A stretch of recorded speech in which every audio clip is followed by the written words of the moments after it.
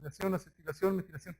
Todo eso regula la expresión de las proteínas. Ya vimos en algunos casos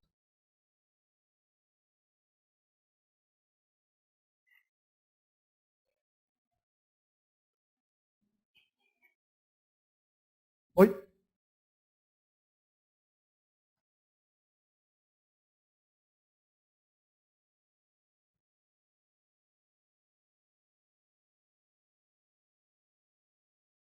Entonces platicábamos que la regulación de la expresión de las proteínas no nada más es a nivel del DNA, acá, no nada más es a partir del RNA, ni del mensajero, ni cuando el mensajero sale del núcleo y se va a los ribosomas para formar la proteína, sino también cuando la proteína ya la formamos y queda inactiva. ¿Por qué? Porque necesita ser procesada para que sea activa.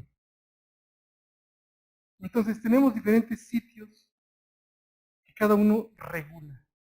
Los biólogos moleculares, los que se dedican directamente a biología molecular, específicamente, indican en sus artículos, por eso estamos peleándonos continuamente, que si se expresa o si se detecta RNA mensajero, la proteína, ¿sí?, la vamos a encontrar, y eso no sucede.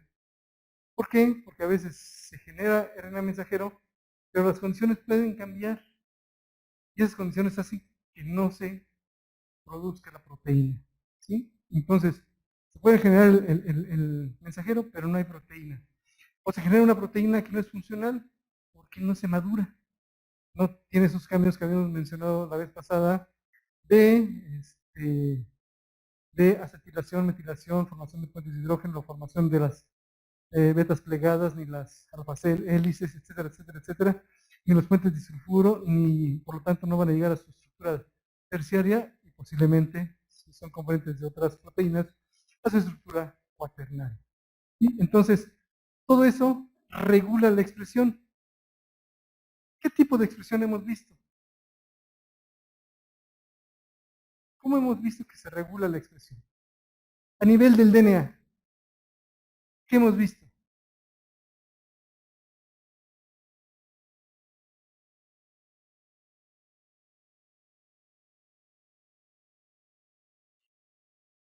Sí, no. O sea, si lo estoy viendo, no es para ver si no le hagan así. Así como los bebés, si no lo veo, no me ve. ¿Se acuerdan que había proteínas, factores de transcripción, que regulaban directamente la expresión del DNA?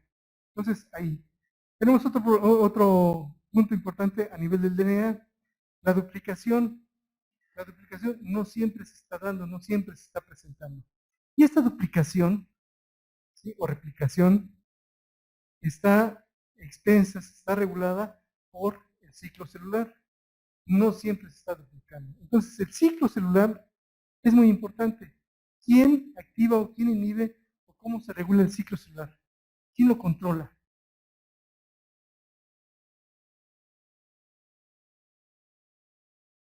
Ahí en casita, ¿alguien sabe quién controla el ciclo celular?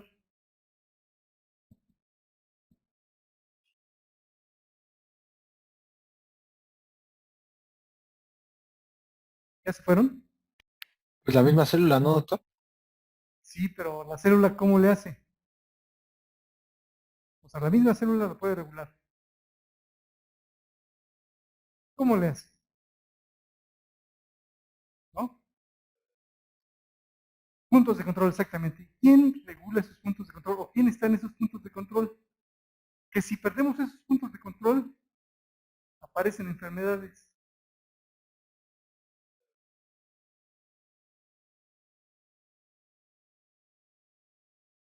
Es muchísimo más sencillo de lo que creen. ¿Conocen la enfermedad del cáncer? ¿Por qué se produce el cáncer? Hay muchos factores. Pero ¿qué está sucediendo de forma interna en la célula? Se está replicando sin control. Quiere decir que ya no tiene regulación en el ciclo celular. ¿Están de acuerdo? ¿Están de acuerdo en casa? que se pierde esa regulación que antes se tenía, ya no pasa de la fase G0 a la G1 y luego a la S y luego a la... No pasamos por ninguna de esas, sino nada más está duplicando, sintetizando, duplicando y sintetizando. ¿Quién regula esos puntos de control, como dijeron, y que ahora en células cancerosas ya no lo tienen?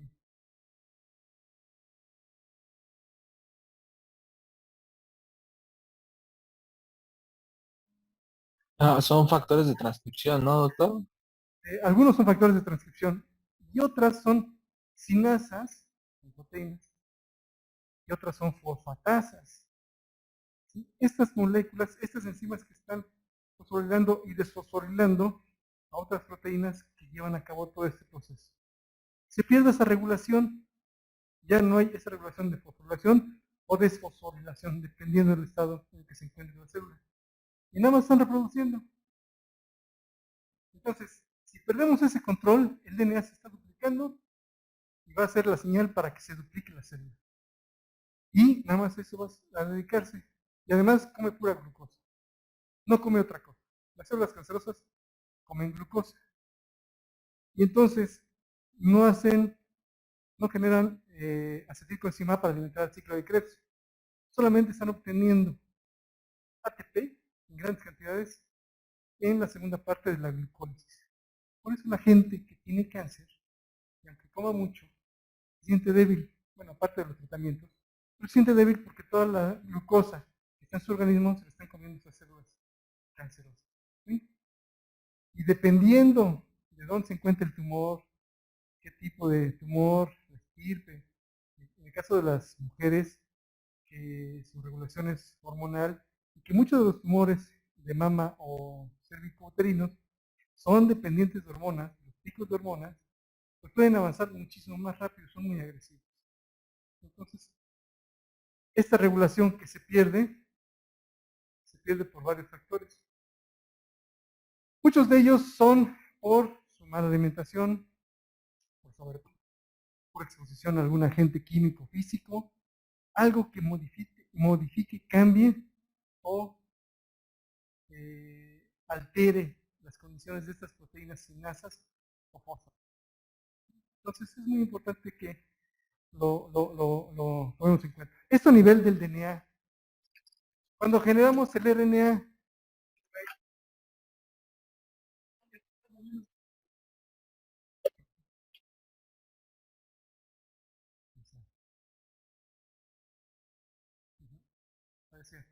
cuando sintetizamos el DNA, ¿qué podemos tener de puntos de control ahí? ¿Quién puede activar o inhibir que se sintetice el RNA mensajero? En este caso, que estoy poniendo el ejemplo.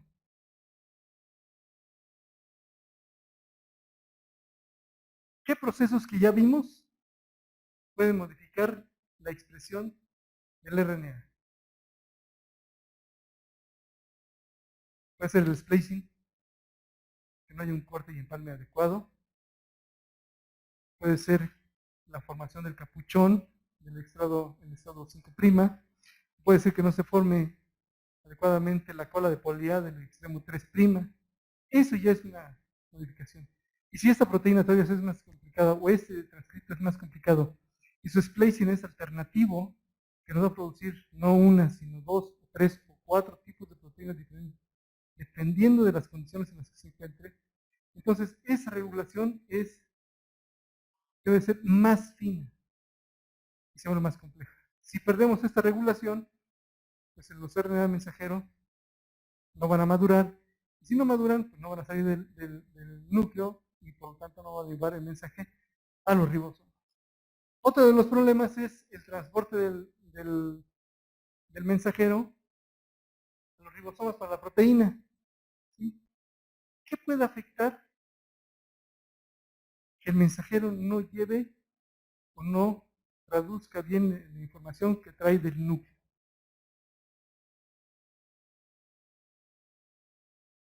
¿Dónde se lleva a cabo la traducción? Ya sea en bacterias o en eucariontes como nosotros. ¿Dónde se lleva a cabo este procesamiento para la formación de proteína? En los ribosomas. Y los ribosomas están compuestos por las unidades. Y esas unidades contienen ¿qué y qué? ¿Qué componentes tienen?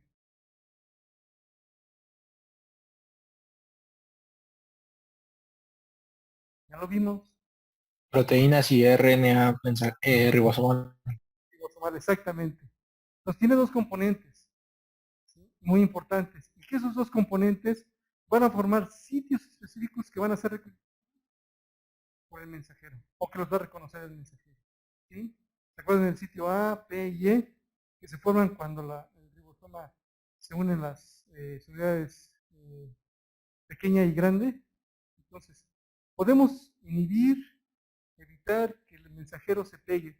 Podemos hacer que el ribosomal, los RNA ribosomales, no maduren. Si no maduran, entonces aunque lleguen, no van a formar las unidades adecuadas para que se formen estos componentes. ¿Qué otra cosa podemos hacer a nivel de la traducción? Evitar que los mensajes, que los de transferencia lleguen a la zona de los ribosomas. Entonces tenemos varios puntos de expresión que pueden estar regulando que se sintetice o no se sinteticen las proteínas. Y bueno, ya pasó todo esto. Ya del DNA, hizo un transcripto primario, que era el mensajero, este mensajero es transportado hacia afuera del núcleo, por el polo nuclear, llega a los ribosomas, se sintetiza la proteína, y luego la proteína, que estaba como una lombriz, su estructura primaria, ahora tiene que haber todo este procesamiento de lo que platicamos la vez pasada, perdón, modificaciones posttraduccionales. ¿Qué modificaciones posttraduccionales vimos la vez pasada? Acetilaciones, metilaciones, formación de puentes de hidrógeno, fuerzas de Van der Waals, y por lo tanto la formación de estas estructuras betaplegadas, alfa hélices, etcétera, etcétera, etcétera. Y eso para llegar a la estructura secundaria. Y luego viene la terciaria, ¿sí? Que es, les digo, a través de puentes de sulfuro, donde las proteínas, ya sean globulares o fibrilares, llevan o terminan o llegan a su última conformación.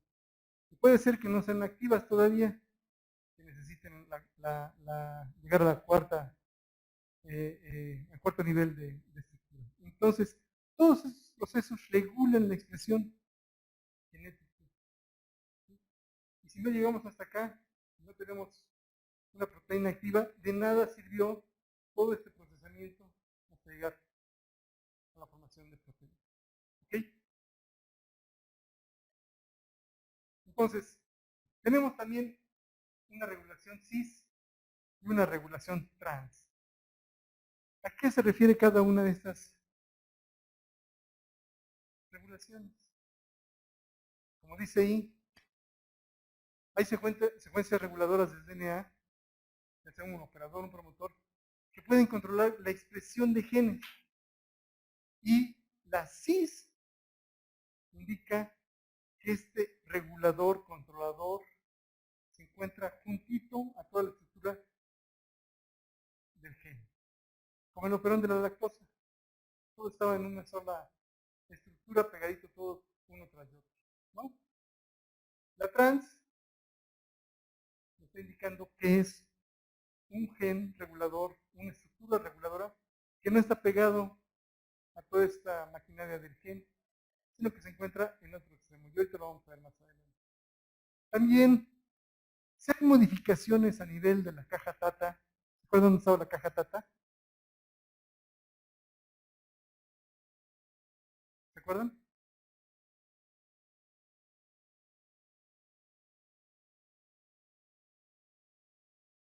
¿Cómo que no se acuerdan? ¿En casa se acuerdan de la caja Tata? Sí, doctor, se usa en la transcripción, ¿no? Entonces en la transcripción se encontraba antes del sitio de inicio de los genes y a qué distancia se encontraba. del inicio de los genes? ¿A menos 10 o a menos 35? Menos 35. Entonces es muy importante que esté esa distancia. ¿Por qué?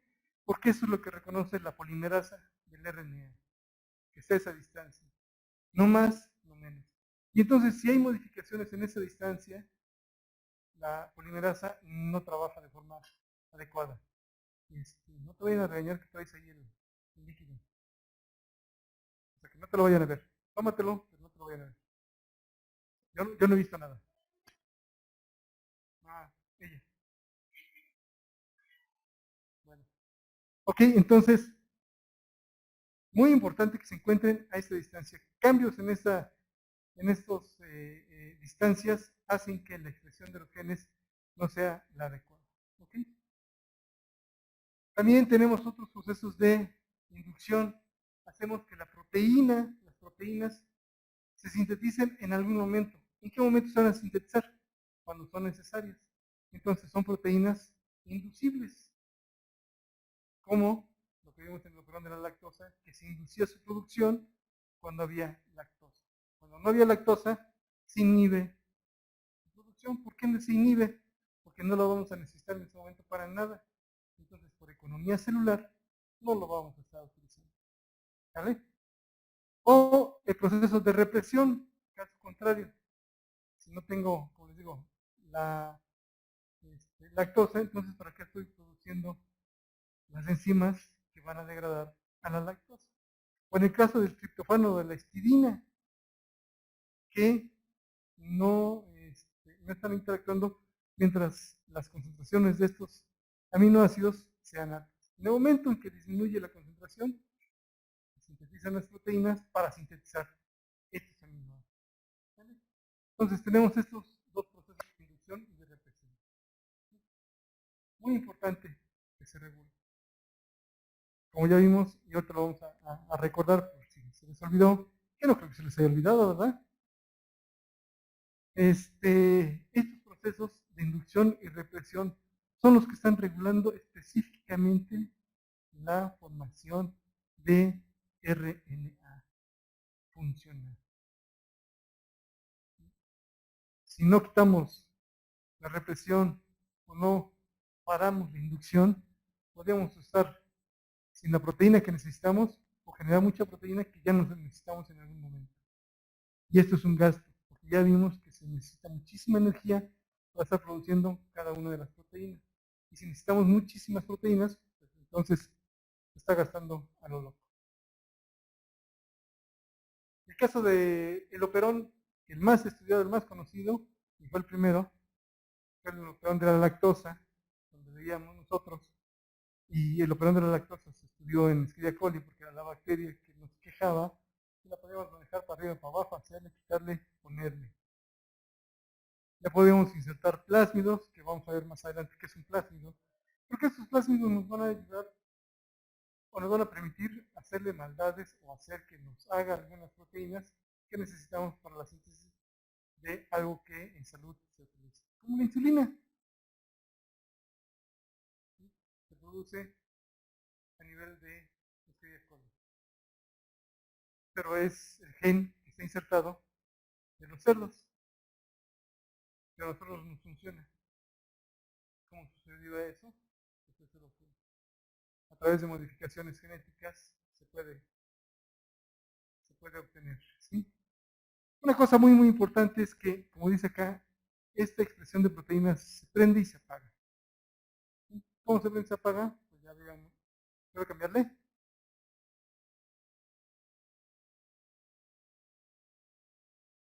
¿Cómo se prende y se apaga? Pues dependiendo de las condiciones ambientales.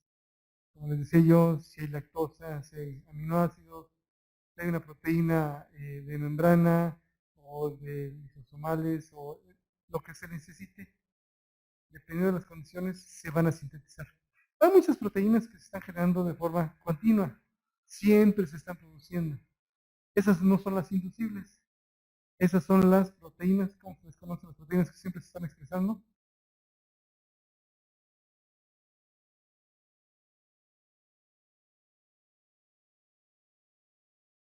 Constitutivas.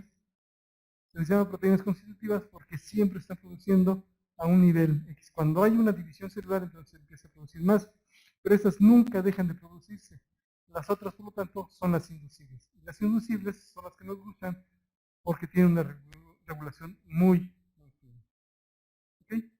Entonces ya sabemos que tiene este operón, genes estructurales, que sabemos que en el operón de la lactosa tiene 3, el triptofano tiene 5, el histidina, ¿cuánto tiene? También tiene 3, si no me recuerdo. ¿Sí? Pero tiene también un área conocida como promotor y un área conocida como operador. Y estas áreas son muy importantes porque estas son las que están teniendo esta regulación. Entonces, pregunta, ¿las regiones de promotor y operador las van a tener esas proteínas que son constitutivas? ¿Valdrá la pena tener estas regiones de operador y promotor? No tiene caso. Esas no se necesita tener esos puntos de regulación porque siempre se van a estar produciendo. Tienen que estarse produciendo continuamente. ¿Sí? Entonces, muy, muy importante. Entonces, su gen regulador, el promotor, el operador y genes estructurales. Y en este caso es una regulación cis, porque todo se encuentra en el mismo sitio, uno pegadito con el otro. No está en otro brazo del cromosoma, no está en el extremo del, del cromosoma, se encuentran todos pegaditos unos con otros. Si recuerdan esta imagen del gen regulador, secuencia promotora, secuencia operadora y los genes estructurales.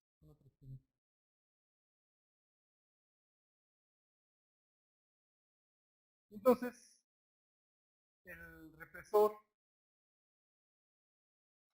se va a pegar a la zona del operador. Y se acuerdan que si el operador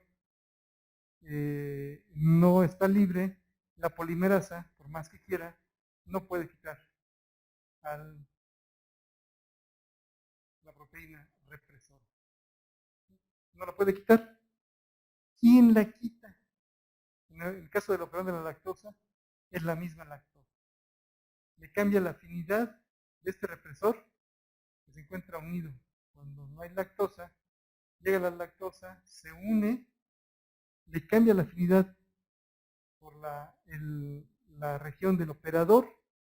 ¿Y cómo se la cambia? Se la disminuye. Al disminuírsela, separa el represor del operador y entonces ya la polimerasa puede sintetizar los genes.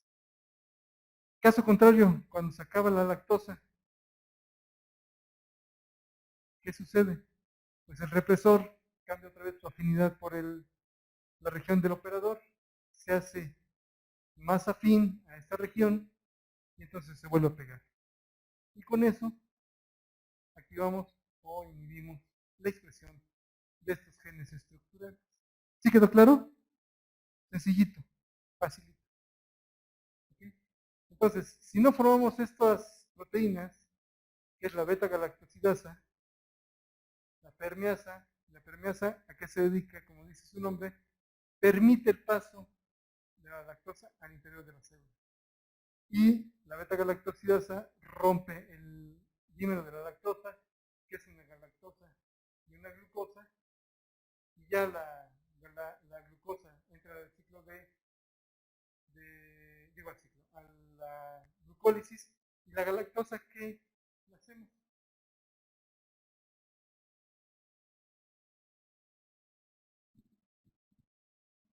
¿Qué le hacemos a esta galactosa? Y si ustedes ven, se parece a una glucosa. Carbono 1, OH, hidrógeno. Carbono 2, hidrógeno OH. Carbono 3, es OH, hidrógeno. Carbono 4 es OH, hidrógeno en la galactosa, y HOH en el caso de la glucosa.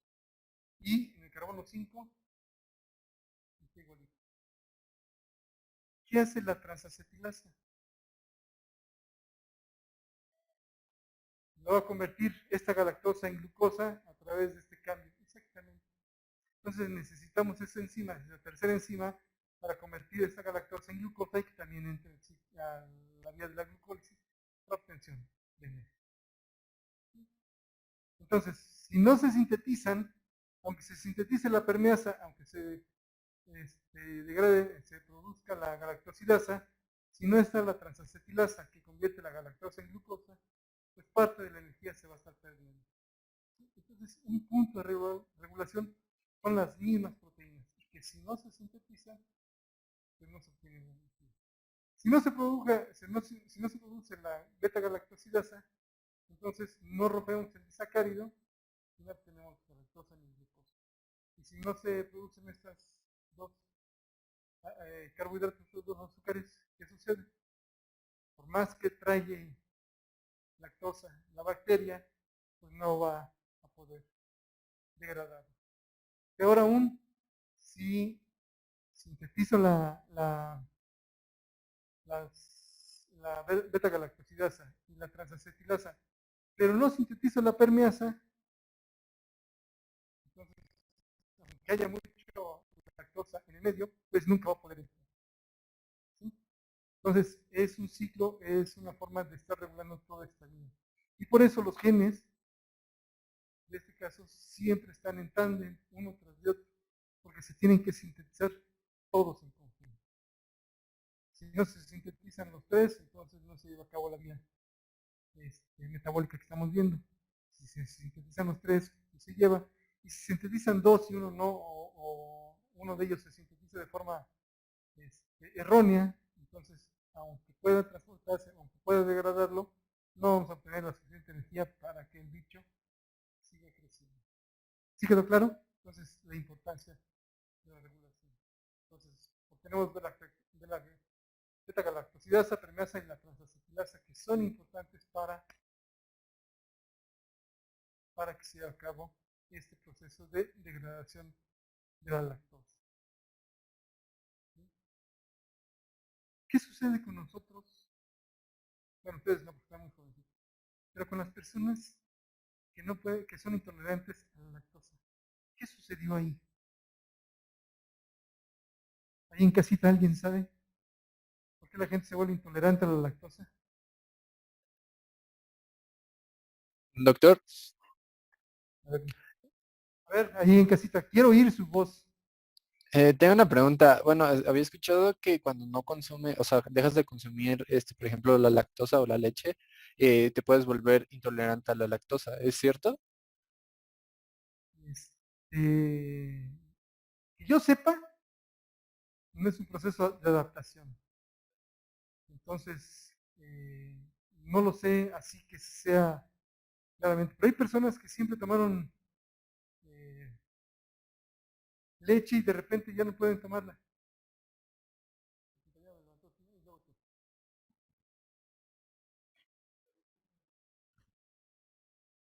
Cuando son intolerantes es porque dejaron de producir la enzima, que es la que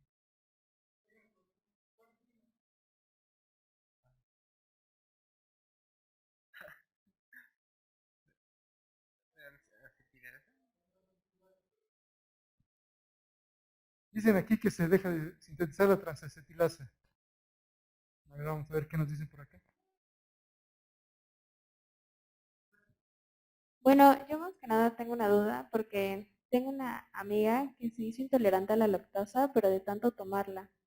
O sea, la consumía a diario y mucha, pero pues se hizo intolerante. O sea, sí hay casos donde la gente lo tomaba sin ningún problema y de repente ya no pudo. Ya no pudo. ¿Sí? Ahora sí. Bueno, yo recuerdo que me habían dicho que era porque no se podía romper por los tipos de enlace que tiene la leche, que es un enlace beta, y por lo general nosotros los alimentos que comemos tienen enlaces alfa.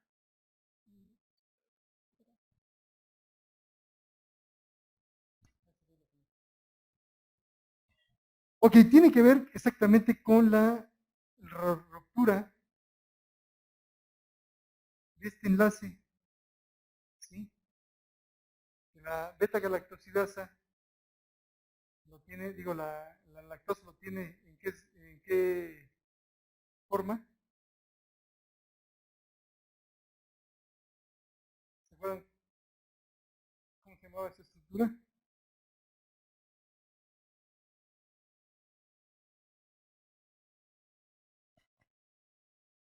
¿Cómo se llama la estructura que está hasta arriba? Del enlace.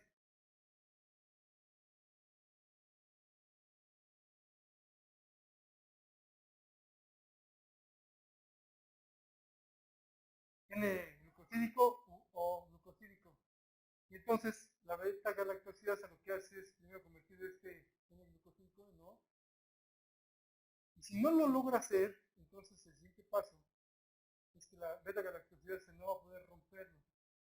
Entonces lo que dejamos de producir o que deja de ser funcional es la beta galactosidasa. Nos queda como disacárido. ¿Y qué le sucede a la gente que es intolerante a la lactosa?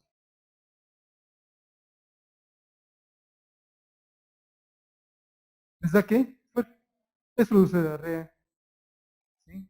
En el peor de los casos. En el mejor de los casos le produce inflamación, gases intestinales. ¿Por qué? Porque se acumulan este disacárido que no se pudo degradar y entonces produce un cambio osmótico dentro del intestino y produce la diarrea. ¿Sí? Pero además, como es un azúcar, ¿y qué tenemos en el intestino? Bueno, es un carbohidrato. ¿Qué tenemos en el intestino? Que nos ayuda a degradar los alimentos. No, en el intestino no tienes azúcar. ¿Qué tenemos en el intestino? Que si tenemos una herida en el intestino podemos tener una sepsis muy fuerte.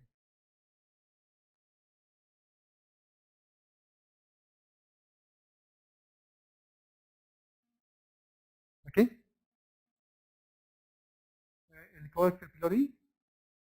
¿O qué me dijiste? No, nada que eso. Es un bichito llamado Escherichia coli, una bacteria que puede fermentar. Si fermenta, que se acuerdan que les decía yo que produce alcohol, si fermenta también va a estar produciendo CO2 o monóxido. Y eso es lo que nos produce inflamación. Entonces la gente que consume leche y que es intolerante a la lactosa, entonces no puede degradar este enlace, se queda con este disacárido no se puede absorber, porque se acuerdan que los carbohidratos solamente se absorben en las unidades más pequeñas y más simples, ¿sí? Como una hexosa o como una pentosa, pero no pueden ir como disacáridos. Y si no podemos romperla, entonces no la absorbemos. Pasa por el intestino, cambia el ambiente osmótico, por un lado, por eso produce la diarrea. Y el otro es que generamos gases porque hay una fermentación intestinal generada por estas bacterias. Entonces, sí le sufre la gente. ¿Qué hemos hecho para poder consumir leche? La gente que se vuelve intolerante a la lactosa, una leche deslactosada. ¿Y cuál es la leche deslactosada? ¿Qué le hacen a esta leche? Que la vuelven deslactosada. Simple y sencillamente la ponen a incubar con beta-galactosidasa funcional. Ya que tienen la leche, le ponen encima, la dejan incubando un buen rato, y después de un rato obtenemos la galactosa y la glucosa, y entonces ya la podemos consumir. ¿Alguien ha tomado leche deslactosada solita? Yo sí, doctor. Ahorita nos platicas.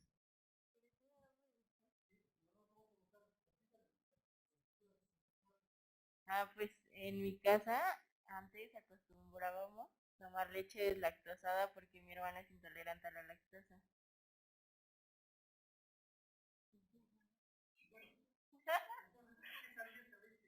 Pues sabe más Exactamente, sabe más dulce. ¿Por qué sabe dulce? Ahí en casa, ¿quién me dijo que sí toma leche deslactosada o sí tomó? ¿O se la ha probado? Yo puse, Denise, ajá, dice, es que yo la probé, pero a mí no me supo más dulce, a mí me supo como más a agua. pero No sé qué probé yo, no es cierto. Pero sí, a mí me supo medio feita, no me gustó. estaba dulce, exactamente. ¿Por qué está dulce? Exactamente, ya está roto el enlace. Entonces la glucosa ya le está dando dulzor a la leche. ¿Sí? Y entonces a muchas personas no les gusta ese sabor.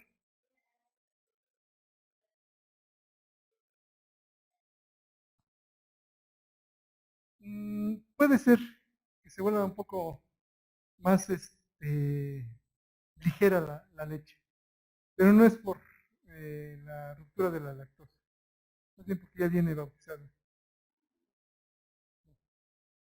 Sí traen agua. Pero sí, sabe dulce y mi hijo mayor dice que no le gusta porque exactamente sabe feíta. El concepto que acaba de decir Denise exactamente fue ese. Sabe feo, sabe mal y no la consume.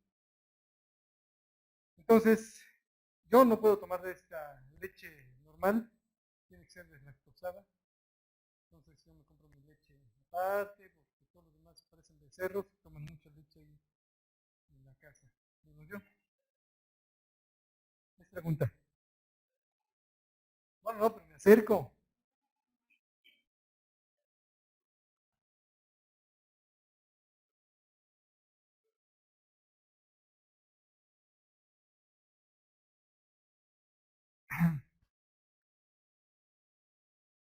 La leche de semillas, como leche de almendras o de coco o de soya, es en realidad leche. No, Sería medio aceitosa exactamente, son más caras. ¿Sí? Porque además, ¿cuánta leche puedes sacar de una almendra? Exacto. Entonces, ya son procesamientos, están enriquecidas con calcio, ¿sí?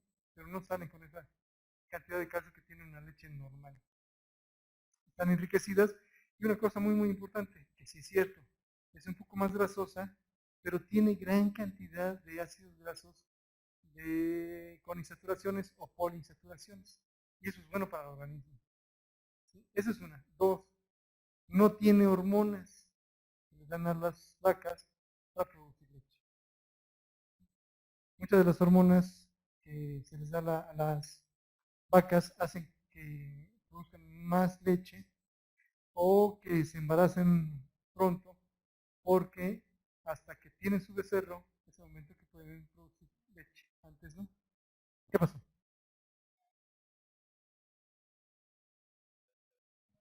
Y se pierde la enzima beta-galactosidasa, o sea, ya no hay o nunca, o porque dicen, por ejemplo, que sí leche materna, pero no leche de vaca. Eso también lo he escuchado, o sea, que leche de otros animales no. Gracias. Una de las características que tiene la leche materna es que está llena, atascada de amor. Ah, ¿verdad? No, pero tiene una gran cantidad de anticuerpos, muy, muy importantes, que son las primeras defensas que el bebé va a recibir. Entonces, si tú le das leche de vaca, está llena, es nutritiva, pero no va a tener estos componentes. Es más, la primera, las primeras secreciones que tiene la madre y que se lo da al hijo, que es muy importante, que le llaman calostro, ¿sí? Está atascadísimo de anticuerpos. Entonces eso le da las primeras protecciones al bebé. ¿Por qué? Porque el bebé, su sistema inmunológico está completamente inmaduro. Y inmaduro quiere decir que no produce anticuerpos, nunca ha estado en contacto con nada, estaba en un lugar, pero además estaba en un lugar estéril. ¿Sí? Cualquier infección, cualquier problema que tuvo el bebé, en realidad nunca lo tuvo el bebé, lo tuvo la madre. La mamá tuvo que formar anticuerpos que la protegieran a ella y al mismo bebé. ¿Sí? Y si le dan el calor y además sigue tomando leche materna durante los primeros 6 meses, es suficiente. Ahora, ¿cómo está? Tenemos el caso de que hay mujeres que no producen leche.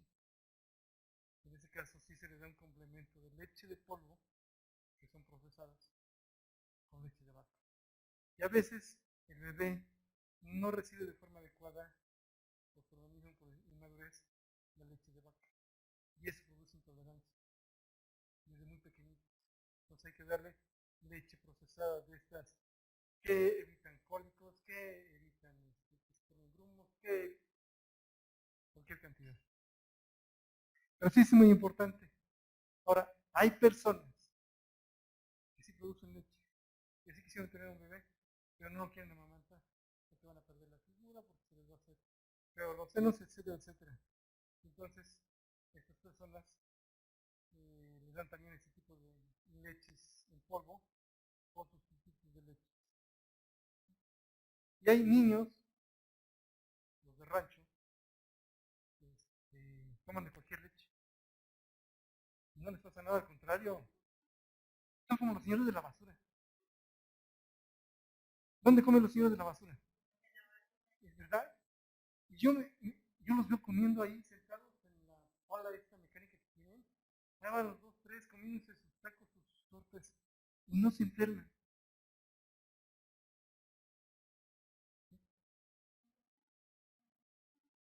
¿Y no qué, perdón? Y no se hace intolerante.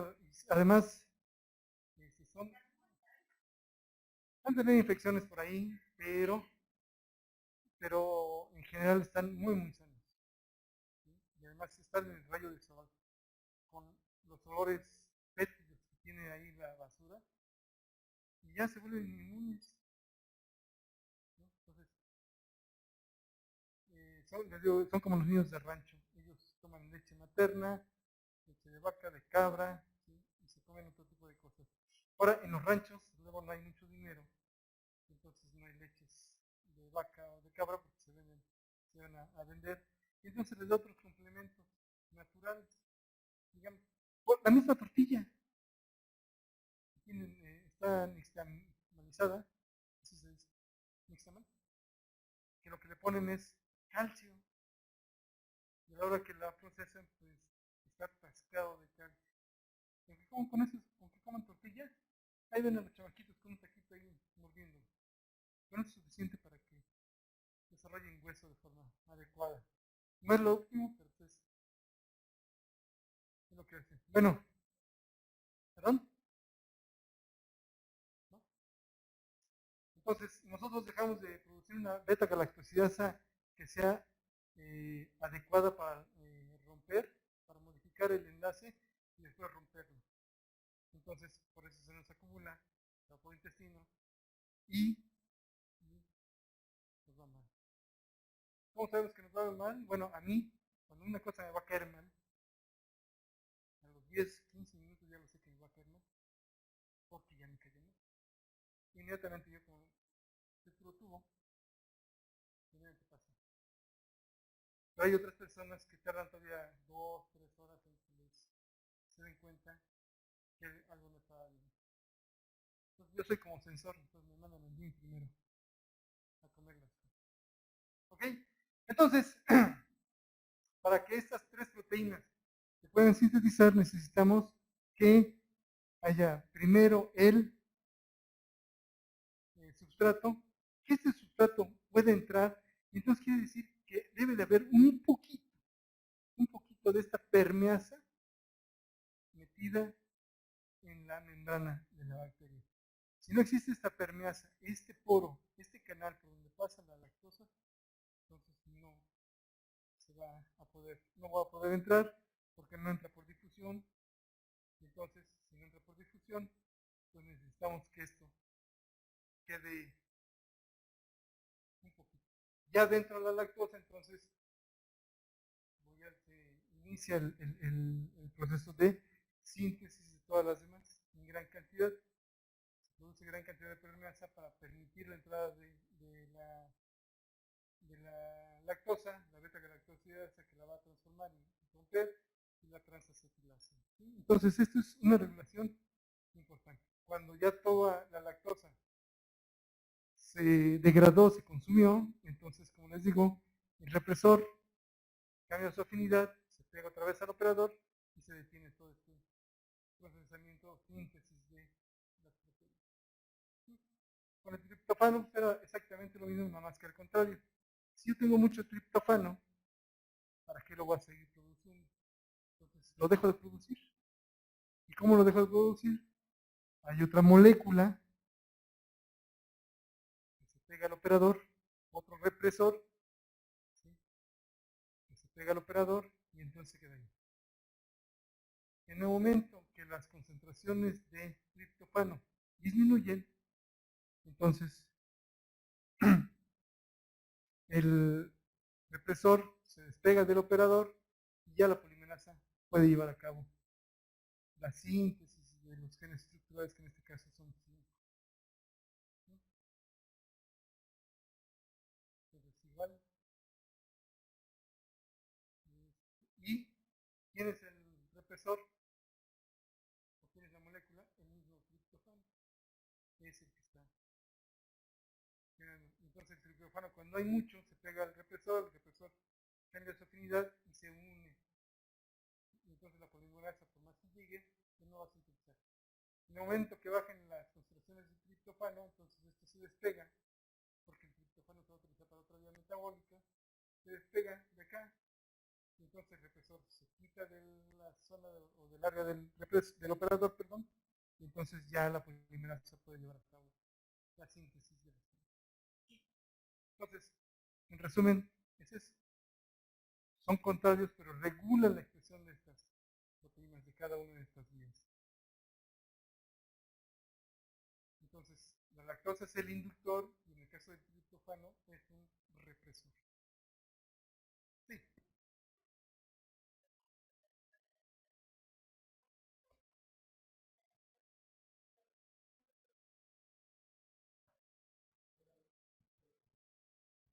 Bueno, vi un escenario donde, bueno, ya vimos qué pasa si hay o si no hay lactosa, pero hay un escenario donde dice, hay lactosa y hay glucosa, y otro dice, hay lactosa pero no hay glucosa. ¿Qué pasa ahí? ¿Por qué la glucosa se interviene?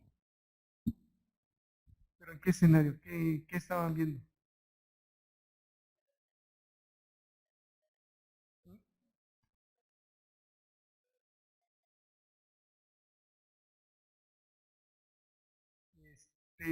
O sea, que se tenía que ver acá, en la regulación, ¿a eso te refieres? Ok, son procesos que hacemos en los laboratorios, de estar viendo si alguna parte de la molécula que induce o que reprime lleva a cabo la función. Sin embargo, aquí está esquematizado como qué molécula es esta.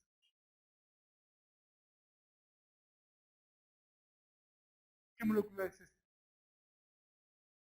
Ahí en casita, ¿qué molécula es la que está, que dice aquí abajo, que dice complejo represor inductor inactivo? ¿Qué es este?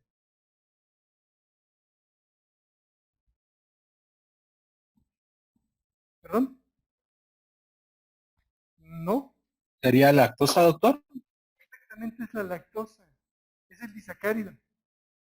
Entonces, es el disacárido como tal el que hace que cambie la afinidad. Entonces, si tú le pones la mitad, el represor va a reconocer al disacárido solamente. Si tú le pones glucosa, es decir, pones la mitad de esta molécula, pues posiblemente se pegue aquí, pero va a tener un hueco libre aquí. Y entonces eso no es suficiente para cambiar la afinidad, para que se pegue o se despegue, dependiendo de lo que estamos viendo. En este caso, que se despegue el represor. Entonces, si solamente tú pones glucosa, solamente glucosa, no va a poder hacer que este se separe. ¿Recuerdan la maltosa qué es?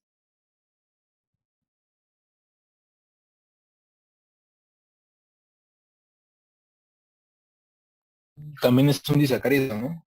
Es un disacárido formado por, Glucosa más glucosa.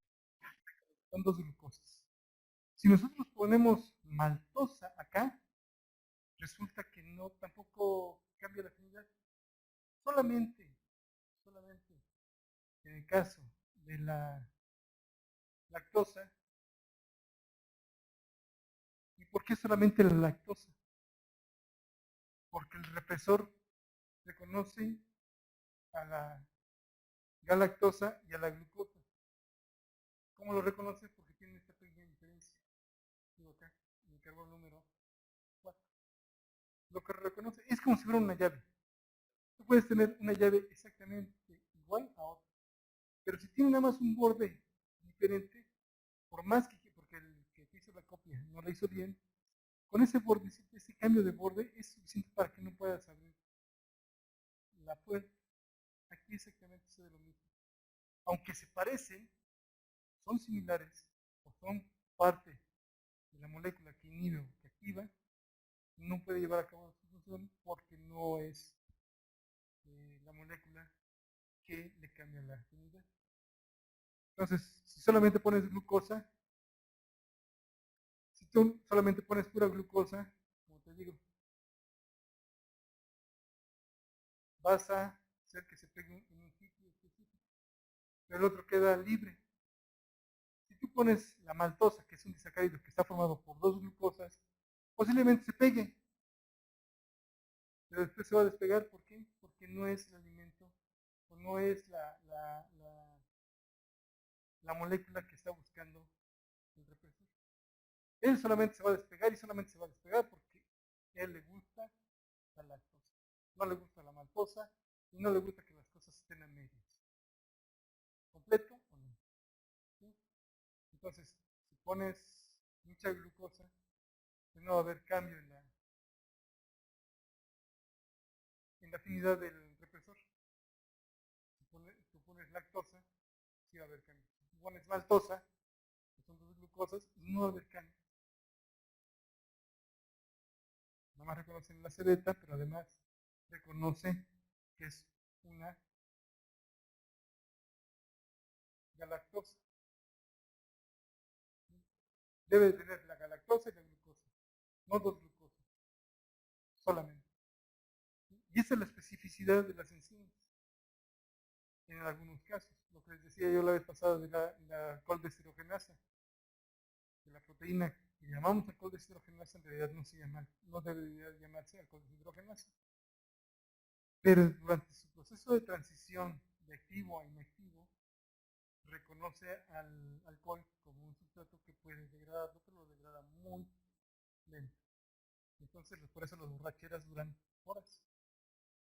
¿Cuánto creen que tarde este proceso de síntesis de proteínas?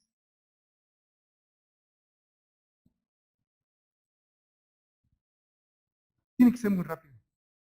Tiene que ser muy, muy rápido. En minutos.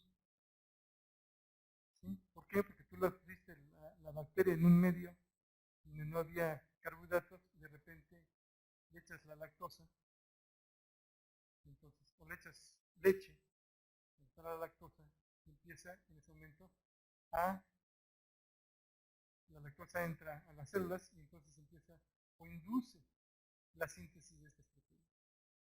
En este caso es rapidísimo. En el caso de los eucariontes como nosotros, no es tan rápido. ¿Por qué? ¿Por qué no es tan rápido en el caso de nosotros?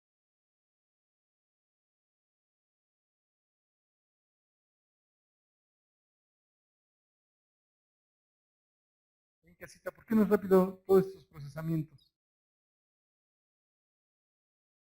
¿Por el oxígeno? No.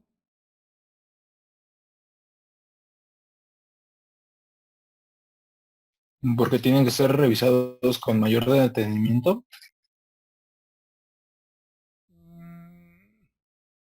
No así. Cuando tú te tomas la leche,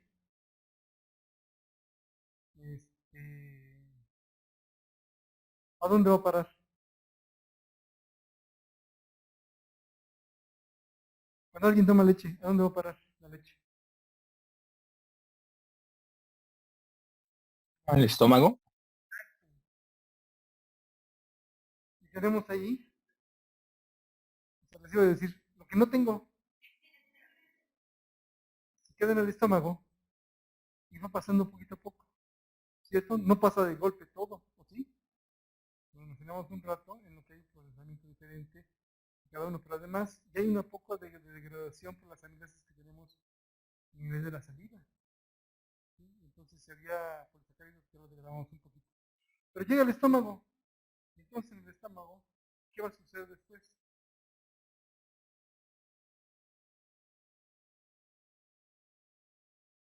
Pasa todo, va degradando, pero muy poquito. En el estómago se lleva la degradación.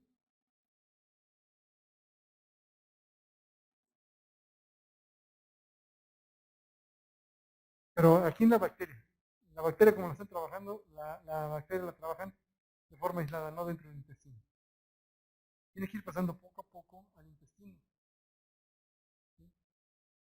Entonces, al ir pasando poco a poco, le permite al organismo prepararse para tener los mecanismos para degradar ese disacárido. ¿Dónde se lleva a cabo la degradación de ese disacárido?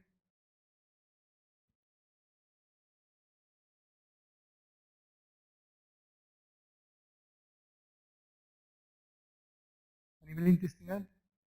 Entonces, en nuestro sitio exactamente, lo pasamos, se degrada como carbohidratos, como glucosa y galactosa. Las absorbemos y entonces ya absorbidas pueden entrar en el torrente sanguíneo y ahí en el torrente sanguíneo son transportadas a las células y ahí son absorbidas. Además se liberó insulina. Entonces la insulina va a decirle, tenemos mucha glucosa y también tenemos otra cosa que se llama quién sabe qué, que parece la glucosa. ¿Qué le hacemos a esa galactosa?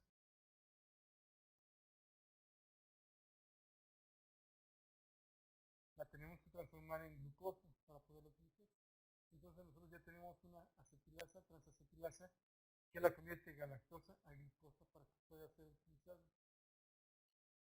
Entonces tenemos mecanismos y esos mecanismos nos permiten hacer estos procesamientos.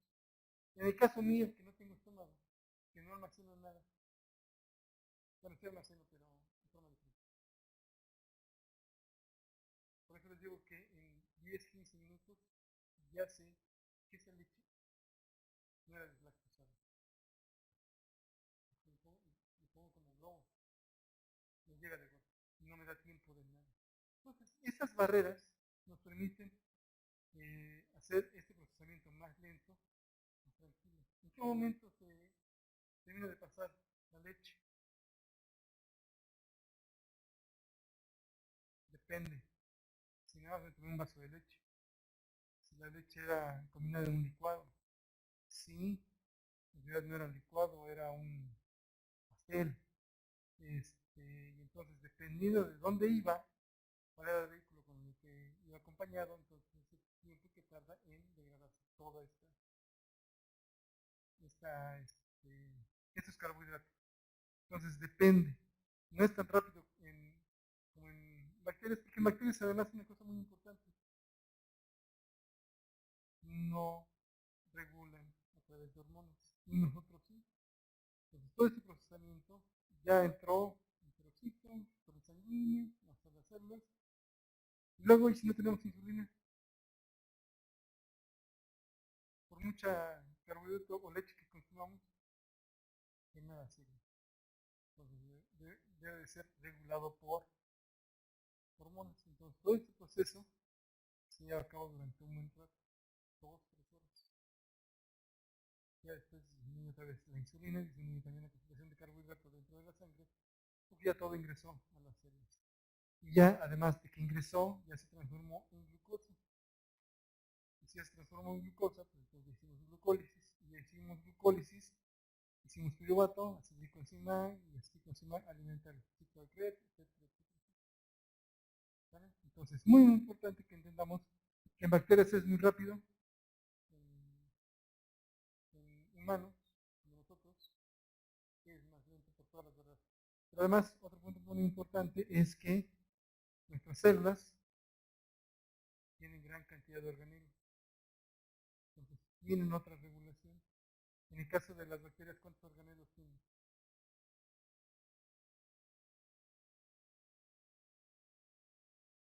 Bueno, ¿qué organelos tienen las bacterias? Los plasmidos no es un organelo, los DNA no tienen organelos, está todo en el citoplasma. Entonces todo se lleva a cabo en el citoplasma. Y ya, ¿perdón? Y los ribosomas, si quieres llamarle, es una maquinaria para hacer proteínas y no hacen otra cosa. Y ya. Entonces, esta velocidad que vemos acá no la tenemos nosotros por todos estos procesos que tenemos. ¿Vale? Entonces, aquí resumimos estos dos operones, el de la lactosa, que la lactosa es el inductor y aquí el triptofano es un represor o correpresor, como le puse ahí, ¿no? O de la misma histidina, que también, como decía yo, son 3 genes estructurales, pero la misma histidina funciona como el triptofano, es un correpresor porque se pega al represor y estos dos hacen que no se sintetice las proteínas o los genes estructurales. ¿Sí? Está perfectamente. Tenemos otros niveles de regulación, como secuencias reguladoras o promotoras, promotoras o promotor, secuencias reguladoras que son intensificadoras o silenciadoras, y como su nombre lo dice, intensifican la expresión de algunos genes o disminuyen la expresión de algunos genes. Algunos factores basales de transcripción, factores específicos de transcripción, proteínas activadoras, proteínas represoras. Todo esto regula la expresión de los. Y todo esto son los que llamamos factores de transcripción.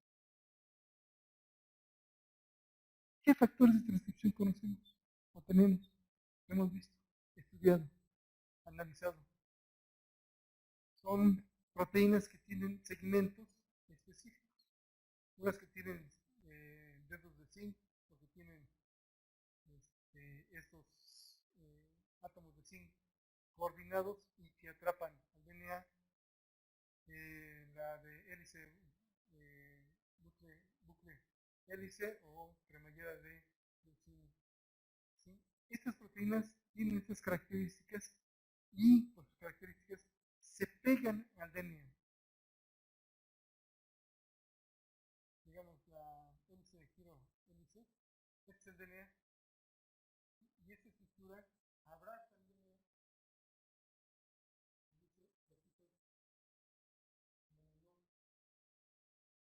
Hasta que llegue.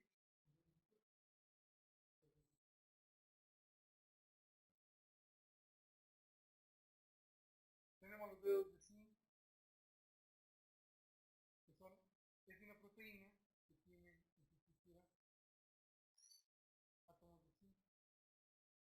Y por estos átomos de zinc, hacen que sea afín al DNA.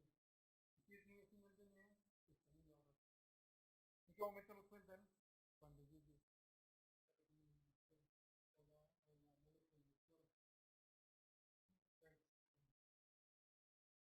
como dominios que también abrazan al DNA y si lo abrazan también evitan que la polimerasa se pegue. Si no se pega, pues no hay forma de sintetizar los mensajeros. Las cremalleras o zippers de leucina son proteínas que tienen gran cantidad de leucina en su estructura. ¿Sí? Y estos regulan la expresión, son genes reguladores. ¿Cuáles conocemos? ¿Cuáles hemos visto? ¿Cuáles luego preguntan en los exámenes?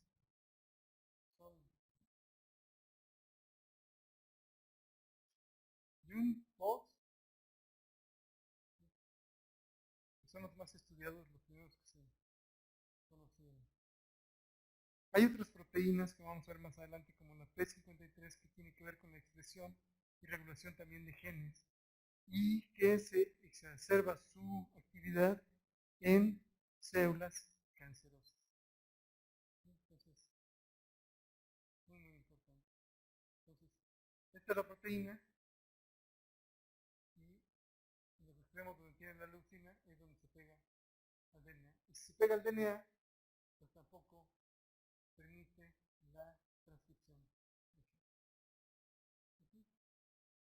Este es otro hélice, lazo hélice, que es una estructura similar, que también se pega al DNA y evita que se sinteticen los genes.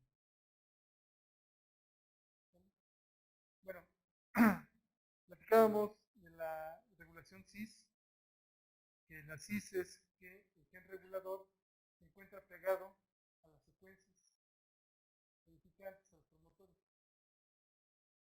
Y la trans, que es lo que quería yo que viéramos, es que se encuentra, si nosotros estirábamos esto, tiene que ser hasta por acá, ¿no? ¿Qué es lo que hace? Que el DNA se pliega y hace que este regulador que se encuentra acá se pegue a esta proteína represora, y entonces esa proteína represora se queda pegada al promotor y evitamos que la polimerasa pueda sintetizar los RNAs. Entonces, es la forma que se conoce como trans, porque está muy alejado de la estructura de los DNA que codifican a las proteínas estructurales, a las proteínas que necesitamos para la síntesis o degradación de alguna vía metabólica. Entonces, ¿qué es lo que hacen? Se pliegan, se doblan, como si fuera un gancho, y se monan con la proteína represora. Y es una forma de regulación. Y como les digo, es la regulación trans, que es a distancia.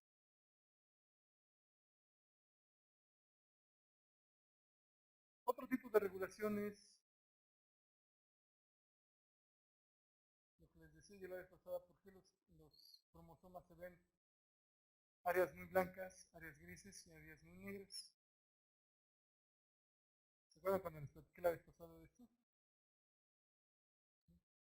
La expresión génica también está regulada por estos procesos. ¿Qué me está diciendo la parte blanca?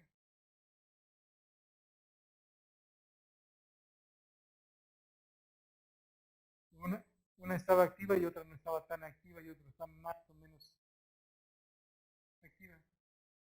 Si nosotros tuviéramos, bueno, no,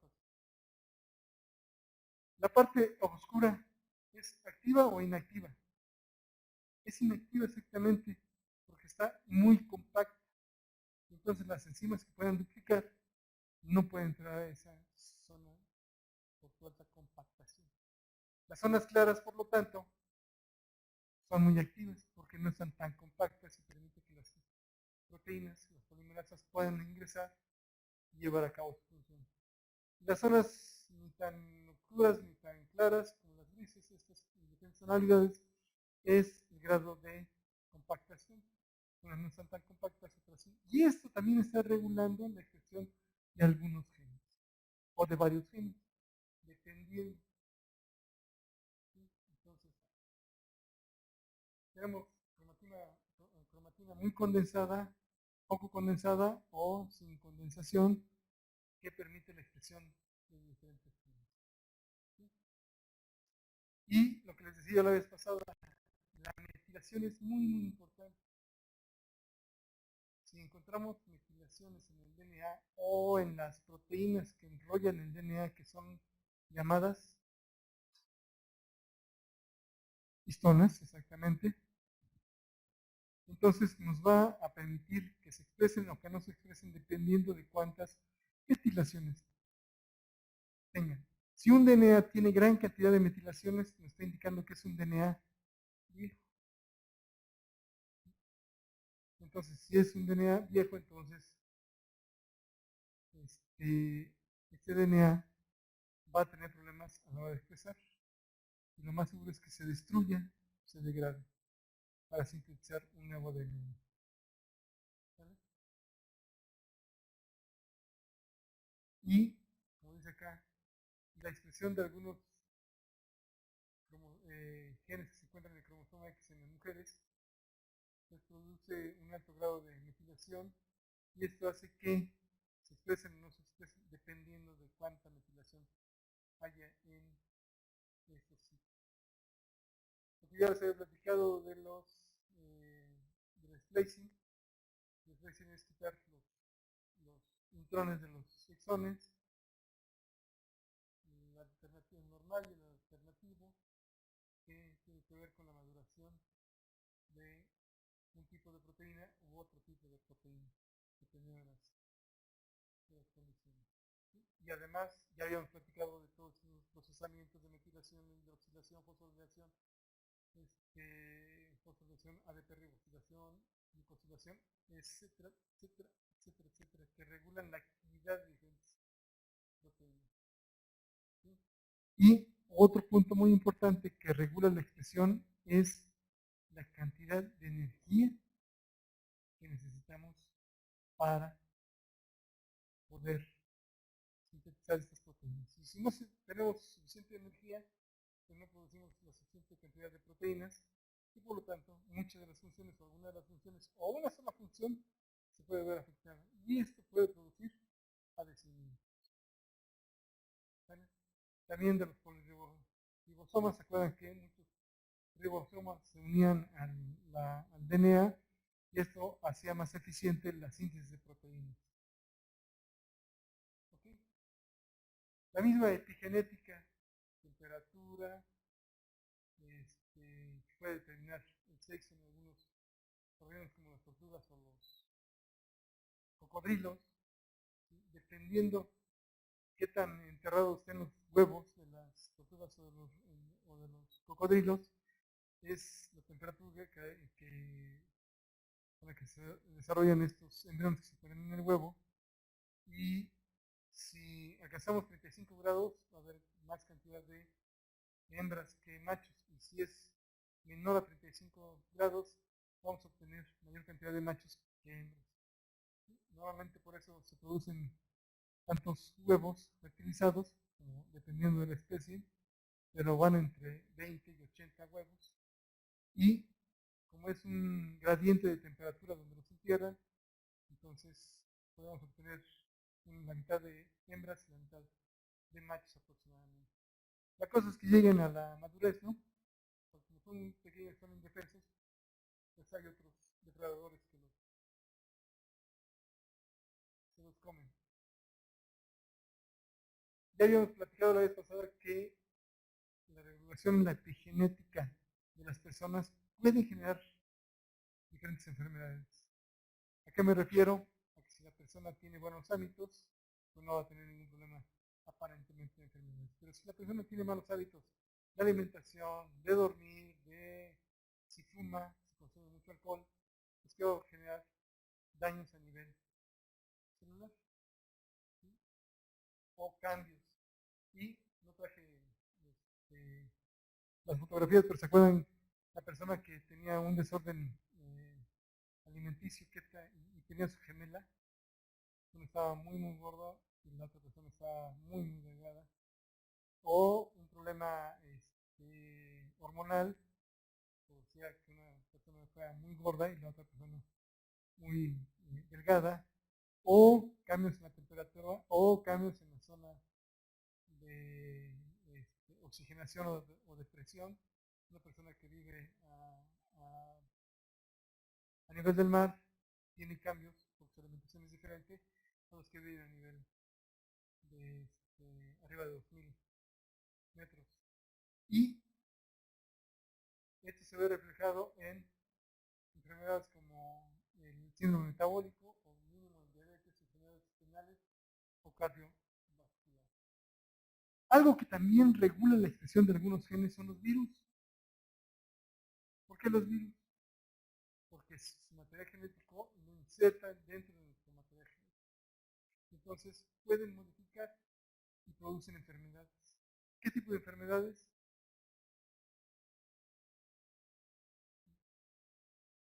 ¿Qué tipo de enfermedades podemos tener?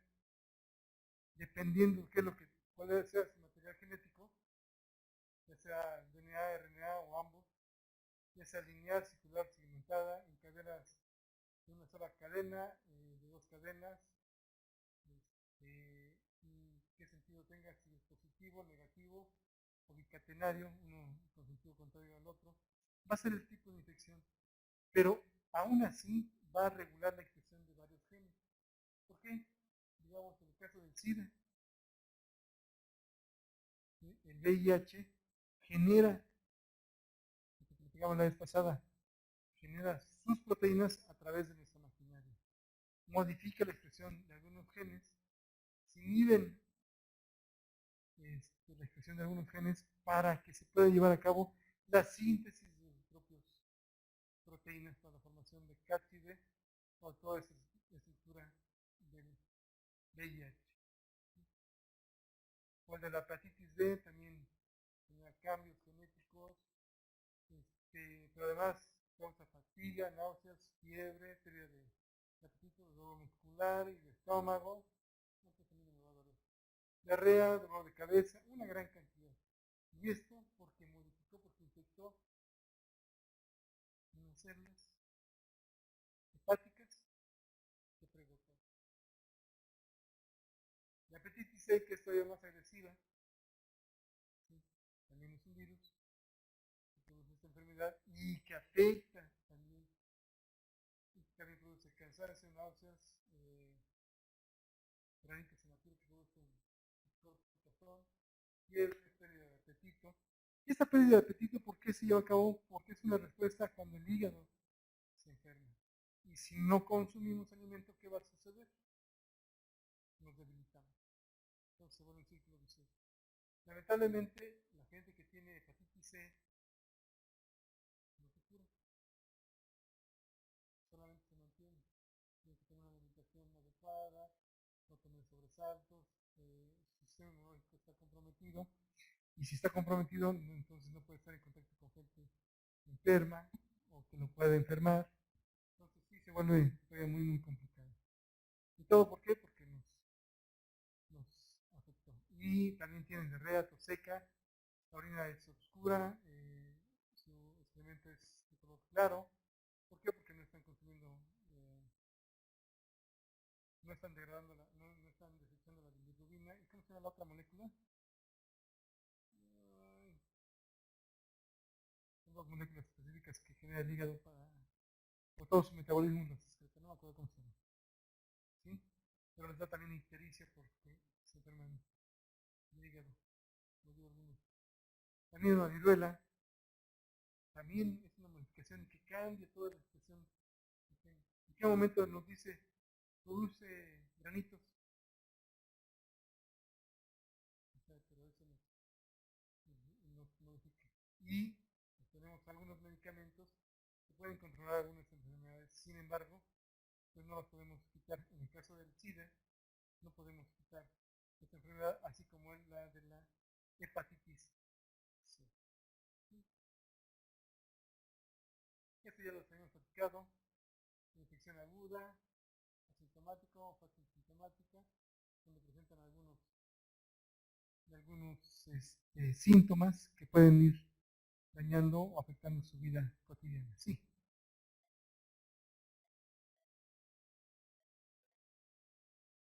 La viruela siempre imagínate que la viruela es como ahorita con lo de la pandemia, como el coronavirus. ¿Sí? Normalmente, si te enfermas, va a ser de forma leve. A veces te vuelves asintomático, pero esto de asintomático es entre comillas, porque sabes que estuviste enfermo porque tuviste un dolor de cabeza no muy común, o tuviste febrículas, o algo por decirlo, pero que al otro día te recuperaste y no pasa nada. En el caso de la viruela, sí tienes una enfermedad porque el virus es muy, muy agresivo, pero te vacunaron cuando eras bebé y aún así con la vacuna te enfermaste. Lo que hizo la vacuna es evitar que te enfermaras de forma grave. Ahora está lo de Estados Unidos y en algunas partes de Europa que son los antivacunas. Y no se quieren poner la vacuna ni contra el sarampión, ni con la viruela y ahora menos con el COVID. Porque dicen, mencionan, creen, piensan que en la vacuna va el chip con los que lo van a controlar. Estamos controlados. No necesitamos que nos inserten otro chip. ¿Alguien trae un celular? ¿Trae celular? ¿No? ¿No puede escribir? Ahí en casita tienen celular, ¿no? Ese es el chip. Ahí nos controlan todo. Saben dónde estamos, saben a qué página nos metimos, saben qué historias subimos al TikTok, al Instagram. Se sabe todo. Y de repente le marcan a uno y le dicen, ¿cómo está? Estamos ofreciendo un viaje. Ya vimos que a usted le encanta andar viendo paisajes de playas. ¿Cómo supieron eso? Entonces, nos tienen completamente vigilados. Ya no necesitamos que nos pongan ningún chip. ¿Sí? Ahora, la gente que se ha enfermado, entre ellos yo, pues sí tienes una gripa diferente a una gripa normal, porque la gripa normal a los 5 o 7 días ya saliste de ella. Aquí aunque ya saliste, en especial yo, tenía un cansancio espantoso. Apenas me estoy recuperando ya de ese cansancio espantoso, pero además tuve problemas cognitivos. No entendía. Las clases de bioquímica, porque ya he trabajado con ellas mucho tiempo. Pero temas nuevos, no los entendí. Hasta apenas.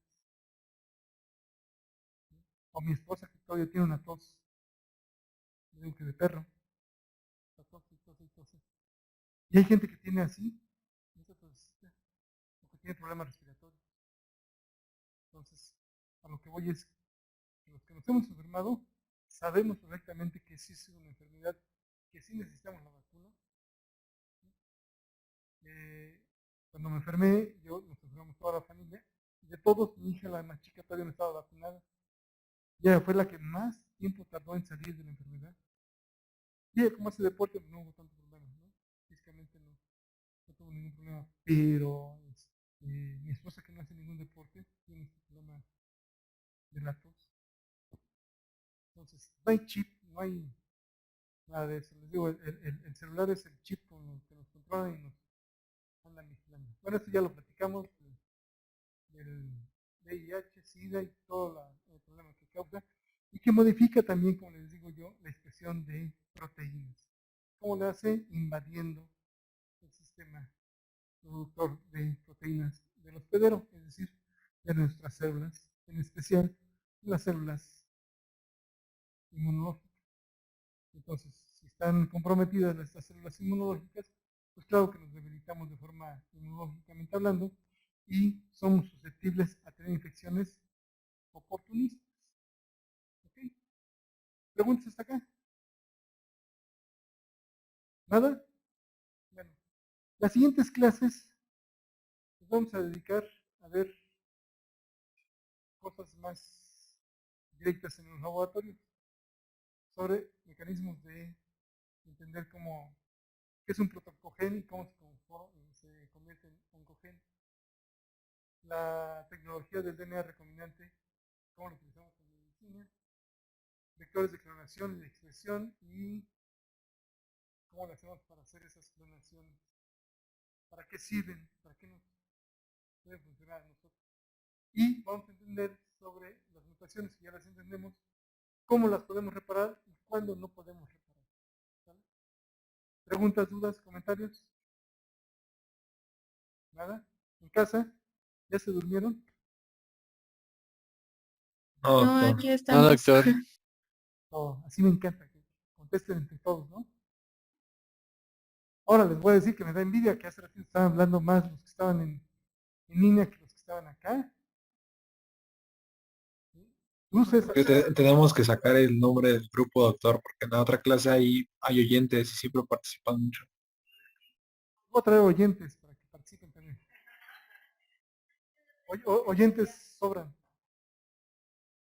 Bueno, vámonos. Hasta mañana, doctor.